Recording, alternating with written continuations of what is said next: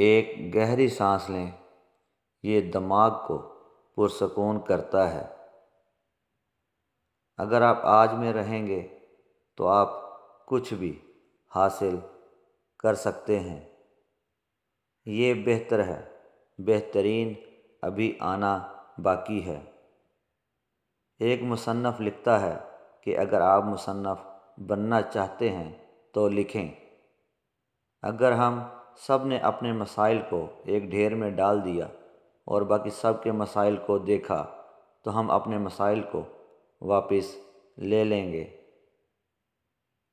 بڑھتا ہوا بڑھاپا متبادل کو مارتا ہے، یعنی جوان مر رہا ہے۔ اپنے ماضی کے ساتھ امن قائم کریں تاکہ یہ حال کو خراب نہ کرے۔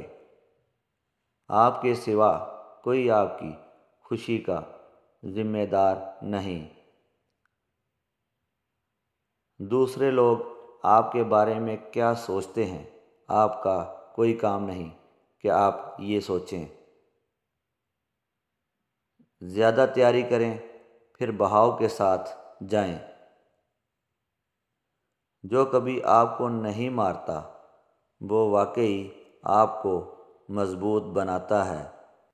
جب زندگی میں اپنی پسند کی چیزوں کے پیچھے جانے کی بات آتی ہے تو جواب میں نہ کریں۔ وقت تقریباً ہر چیز کو شفا دیتا ہے، خود کو وقت دیں۔ جب آپ بیمار ہوں گے تو آپ کا کام آپ کی دیکھ بھال نہیں کرے گا، آپ کے دوست کریں گے۔ رابطہ قائم رکھیں۔ آپ کے سوا کوئی آپ کی خوشی کا ذمہ دار نہیں۔ اس دوست کو کبھی معاف نہ کریں جس نے آپ کو ایک بار دھوکہ دیا، وہ آپ کو دوبارہ دھوکہ دے گا۔ آپ کے بچوں کو صرف ایک بچپن ملتا ہے، اسے یادگار بنائیں۔ بوڑھے اتنی جلدی کیوں جاگتے ہیں؟ کیا ایک دن زیادہ رہنے کے لیے؟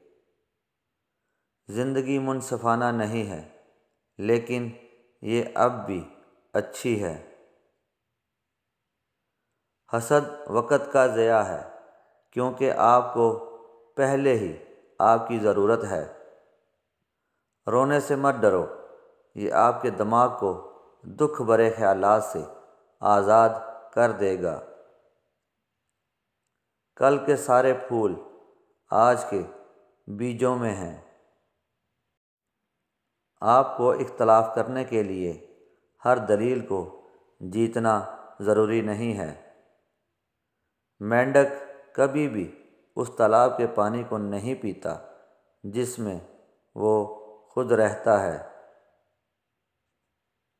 اگر انسان سانپ کی طرح عقل مند ہو تو وہ کبوتر کی طرح بے ضرر نہیں ہو سکتا۔